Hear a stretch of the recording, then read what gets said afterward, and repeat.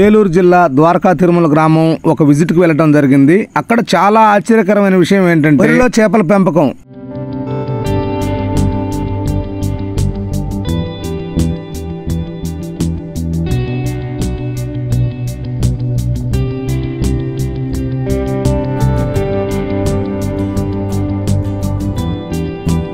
మీకు అన్ని విధాలుగా చాలా ఉపయోగపడుతుంది. సంవత్సరానికి 2 పంటలు పెట్టుకొని తీయటమే మనకి ఇక్కడ తెలిసిన విషయం. కానీ ఇక్కడ ఏంటంటే సంవత్సరానికి 4 నుంచి 5 లక్షల రూపాయలు ఒక ఎకరంలో తీయటం అనేది. ఈ రైతు ఎకరం భూమి తీసుకున్నాడు. అంటే 4 వైపులా కూడా ఒక కందకంలాగా తీయటం జరిగింది. ఇతనికి చుట్టూ 10 ఎకరాల భూమి ఉంది. ఈ రైతుకి ఒక మామిడి చెట్టు, అంటే చాలా పెద్ద మామిడి చెట్టు చెప్పారండి, 300 సంవత్సరాలు అని చెప్పేసి. 4 రకాల మామిడి పళ్ళు కాస్తాయంట ఇది.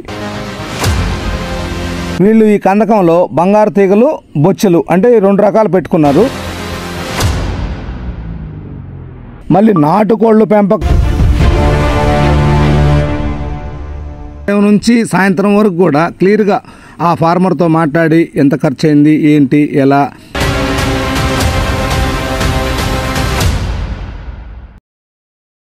అండి, అందరికీ నమస్తే. నేను మీ మాధవరావు, ప్రకృతి వ్యవసాయం. ముందుగా నా ఛానల్ సబ్స్క్రైబ్ చేసిన వాళ్ళందరికీ మరీ ధన్యవాదాలు. ఎవరైనా సబ్స్క్రైబ్ చేయవలసిన వాళ్ళు ఉంటే తప్పకుండా సబ్స్క్రైబ్ చేయండి, లైక్ చేయండి, షేర్ చేయండి. ప్రకృతి వ్యవసాయంలో ఖర్చులు తగ్గించుకుంటూ మెలకువలు పాటిస్తూ వినూత్నంగా తీసుకెళ్లాలనే నా ఈ చిన్న ప్రయత్నాన్ని కొనసాగించండి. నేను అనుభవించిన మెలకువలు కానివచ్చు, నేను చేసే పనులు కావచ్చు, మీకు ఎటువంటి సహాయం కావాలన్నా కామెంట్ బాక్స్ లో తెలియజేయండి, లేదా డిస్క్రిప్షన్ లో నా నెంబర్ ఉంటుంది, డైరెక్ట్ గా ఫోన్ చేసి కూడా తెలుసుకోవచ్చు. ఇక టాపిక్ లోకి వెళదాం. ఈ రోజు ఏలూరు జిల్లా ద్వారకా తిరుమల గ్రామం ఒక విజిట్ కి వెళ్ళడం జరిగింది. అక్కడ చాలా ఆశ్చర్యకరమైన విషయం ఏంటంటే వరిలో చేపల పెంపకం.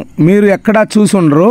ఈ వీడియోని పూర్తిగా స్కిప్ చేయకుండా చూడండి, మీకు అన్ని విధాలుగా చాలా ఉపయోగపడుతుంది. నాకు తెలిసిన వ్యవసాయం ఏంటంటే వరిలో సంవత్సరానికి 1 పంట వేసి ఏదో తీసుకోవడం అలా, లేదంటే కొన్ని ఏరియాల్లో సంవత్సరానికి 2 పంటలు పెట్టుకొని తీయటమే మనకి ఇక్కడ తెలిసిన విషయం. కానీ ఇక్కడ ఏంటంటే దానికి అంతటికి కూడా చాలా భిన్నంగా ఉంది. దాంతో పాటు ఇంకో గొప్ప విషయం ఏంటంటే సంవత్సరానికి 4 నుంచి 5 లక్షల రూపాయలు ఒక ఎకరంలో తీయటం అనేది చాలా గొప్ప విషయంగా భావించుకోవాలి. ఈ విషయాన్నంతా కూడా ఈ వీడియోలో నేను మీకు వివరించబోతున్నాను. ఇక్కడ ఈ రైతు ఎకరం భూమి తీసుకున్నాడు. అంటే 100 సెంట్ల భూమి. 100 సెంట్ల భూమిని చుట్టూ 4 వైపులా 3 మీటర్ల వెడల్పు, 3 మీటర్ల లోతు, అంటే 4 వైపులా కూడా ఒక కందకం లాగా తీయడం జరిగింది. మనం అడుగుల కొలతల్లో తీసుకుంటే గాన 10 అడుగులు, దగ్గర 10 అడుగులు మనకు లోతు, 10 అడుగులు వెడల్పుగా చెప్పుకోవచ్చు. మనం ఏంటంటే కొంచెం అటు ఇటు అయినగా కూడా ఏం పెద్ద ఇబ్బంది ఏమి ఉండదు, ఎందుకంటే మనం తీసుకునేది కందకం కాబట్టి అది పెద్ద ఇబ్బంది ఏమి అనిపించదు. గొప్ప విషయం ఏంటంటే ఇతనికి చుట్టూ 10 ఎకరాల భూమి ఉంది రైతుకి. అంటే మధ్యలో వాళ్ళ తాతల కాలం నుండి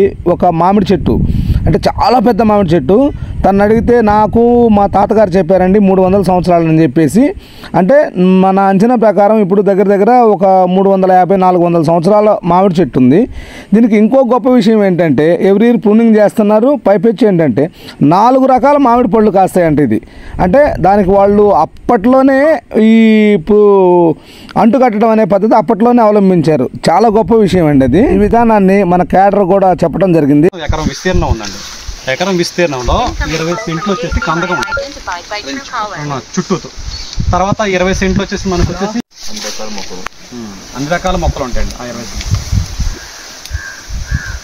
ఈ చెరువులో మనం అన్ని రకాల చేపలని వేసుకోవచ్చు. ఇందులో ఏంటి వెరైటీ వేసింది?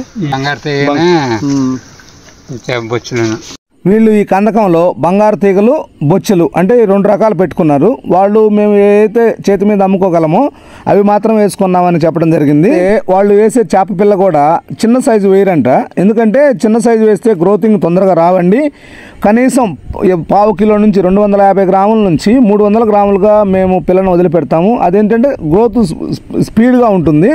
అందుకని చెప్పేసి మనం హీల్డింగ్ కూడా కొంచెం ఎక్కువగా తీసుకునే దానికి ఇక్కడ ఆస్కారం ఉంటుందని చెప్పేసి చెప్పడం జరిగింది. ఈ చుట్టూ కందకంలో నుంచి మనం గట్టు వేసుకున్నాం కదా, ఆ గట్టు మీద ఎకరంలో ఏవైతే మొక్కలు మనం వేసుకోగలమో అన్ని రకాల మొక్కలు కూడా ఒక దగ్గర ఒక 100 రకాల ఫ్రూట్స్, ఆ గట్టు మీద వచ్చేసి ఈ స్టెంచర్ మీద చక్కగా వానపాములు ఎరువుకు సంబంధించిన ఆ పిట్స్, మళ్ళీ నాటుకోళ్ళు పెంపకం.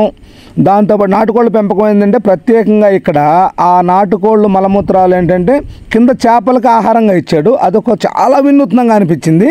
దానితో పాటు ఈ గట్టు మీద ఏంటంటే హార్టికల్చర్కి సంబంధించి ప్రతి ఒక్క మొక్క కూడా అసలు ఇది ఉంది ఇది లేదు అనకుండా ప్రతి ఒక్క మొక్క కూడా దాని మీద పెట్టుకొని ఇప్పటికీ తను ఈ ప్లాన్తో ఈ వ్యవసాయం చేయటం ఇది 4వ సంవత్సరం. అంటే దగ్గర ఇప్పుడు 4 సంవత్సరాల నుంచి అరటి పండ్లు లాంటివి తక్కువ కాలంలో వచ్చేటివి. ఏది మనకి కొబ్బరి అయితే 2.5 సంవత్సరం నుంచి 3వ సంవత్సరంలోనే వస్తున్నాయి.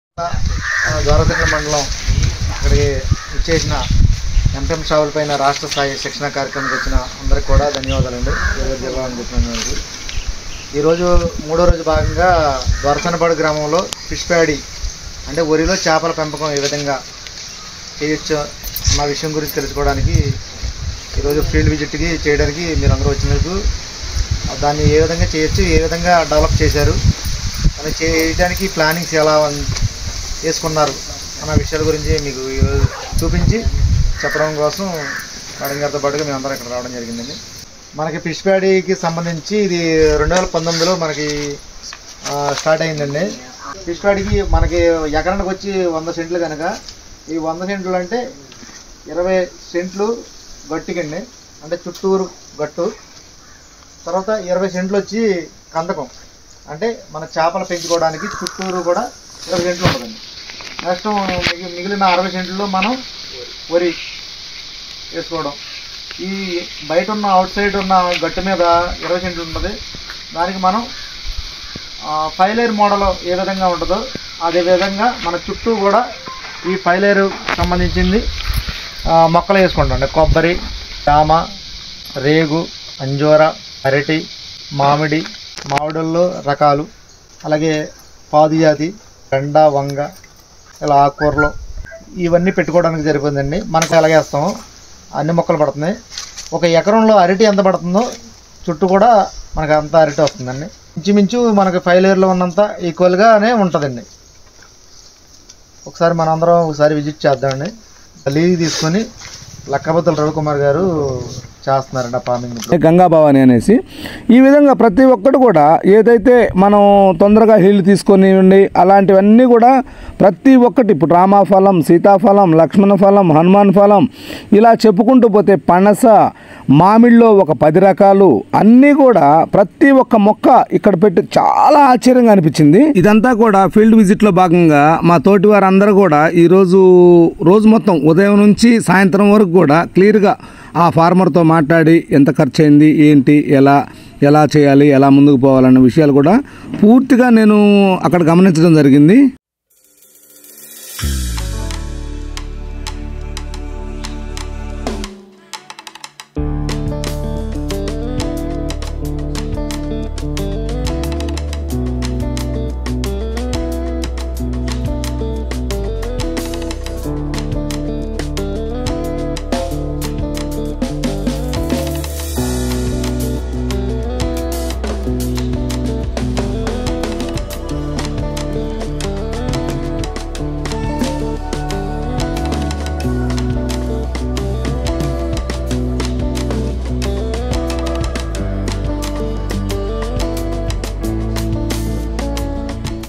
ఇలా మనం ఏదైనా వినూత్నంగా వ్యవసాయం చేయాలి అనుకున్నప్పుడు 4 చోట్ల తిరిగి 4 రైతులను కలిసి చక్కగా వాళ్ళు ఏమేమి అవలంబించారు, ఎలా చేశారు, దాంట్లో కష్ట సుఖాలు అన్నీ తెలుసుకొని మనం వ్యవసాయం చేయగలిగితే మనం ఖచ్చితంగా దీంట్లో మనం సక్సెస్ పొందగలము. ఇంకోటి ఏంటంటే ఎప్పుడూ రైతు కూడా ఒకే రకంగా ఆలోచించకూడదండి. ఎందుకంటే ఇప్పుడు పరిస్థితులు చూసుకుంటే పెడితే అందరూ వరి, లేదంటే అందరూ పెసర, లేదంటే అందరూ మినుము, లేదంటే అంటే ఒక పంట మార్పిడి వ్యవస్థ లేకుండా, పలు రకాల పంటల విధానం లేకుండా ఒకటే పంటను అవలంబించటం, దాన్ని తీసుకొని మనం మార్కెట్లోకి వెళ్తే అక్కడ రేట్ లేకపోవడం, దళారు వ్యవస్థలో చేతిలో చిక్కుకోవడం మనల్ని అందరం చాలా ఇబ్బంది పెడుతుంది. ఇది అందరికీ తెలిసిన విషయమే. వీటన్నింటికి భిన్నంగా ఈ రవి గారు ఇట్లా వినూత్నమైన వ్యవసాయం చేయటం చాలా అరుదండి. ఎందుకంటే ఇదందరం మనం తెలుసుకోవాల్సిన విషయం కూడా. ఎందుకంటే మనకు అవకాశాలు ఉన్నప్పుడు ఇలాంటి ఇంటిగ్రేటెడ్ ఫార్మింగ్, దీన్ని ఇంటిగ్రేటెడ్ ఫార్మింగ్ అంటాము. వరిలో చేపల పెంపకం అని కూడా చెప్పుకోవచ్చు. చూడటానికి కూడా చాలా అందంగా ఉంది. అసలు వినటానికి కూడా మీరు గమనిస్తే వరిలో చేపల పెంపకం ఏంటండి అనే కూడా చాలా ఆనందంగా అనిపించింది.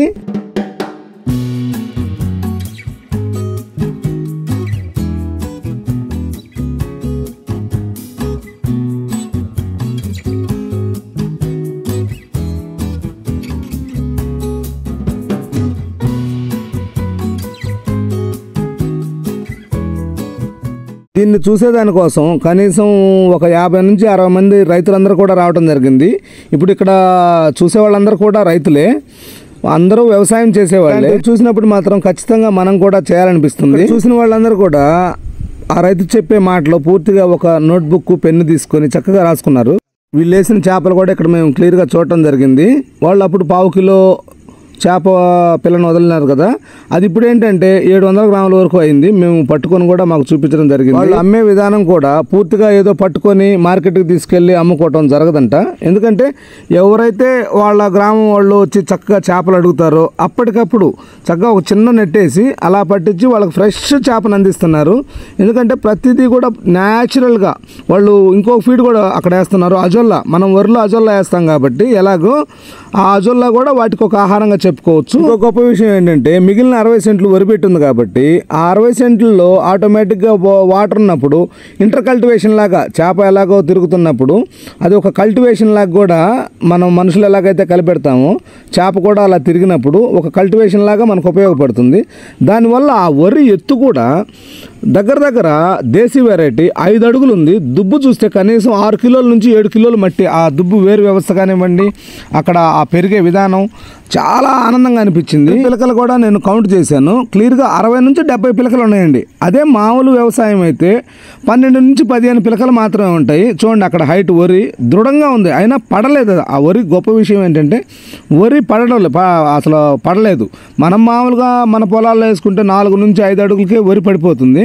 ఇక్కడ ఏంటంటే అవి అంతర కృషి చేసినందువల్ల ఈ చేప పిల్లలో రూట్స్ పెరిగి వరి ఎత్తు పెరిగినప్పటికీ వరి పడకుండా ఉంది.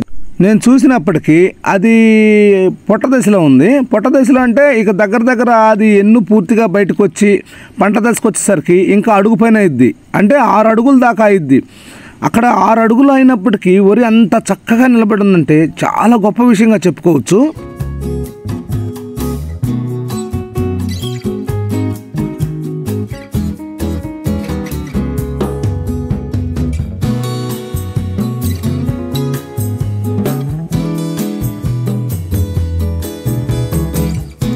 రైతు ఎప్పుడు కూడా ఇలా భిన్నంగా ఆలోచించి దేశీ వెరైటీల వైపు మొగ్గు చూపి మన హ్యూమినిటీని మనమే పెంచుకునే సత్తా మన దేశీ వెరైటీల్లోనే, మన బియ్యంలోనే, మన అన్నంలోనే ఉందండి. ఇది అందరూ ప్రతి ఒక్కరూ గమనించాలి.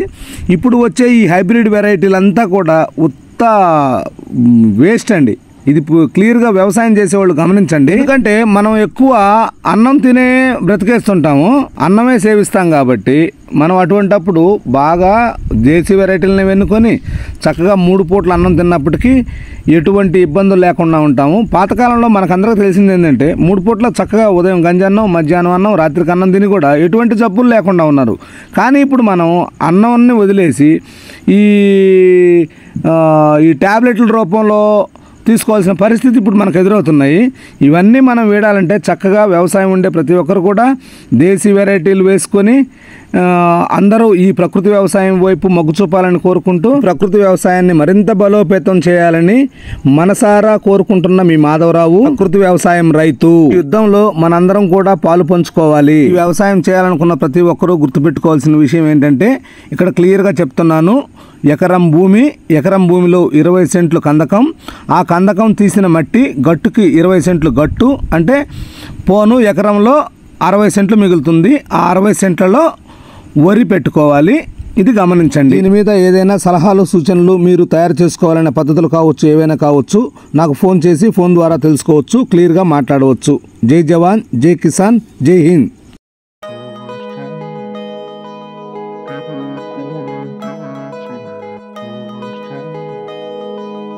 Thank you.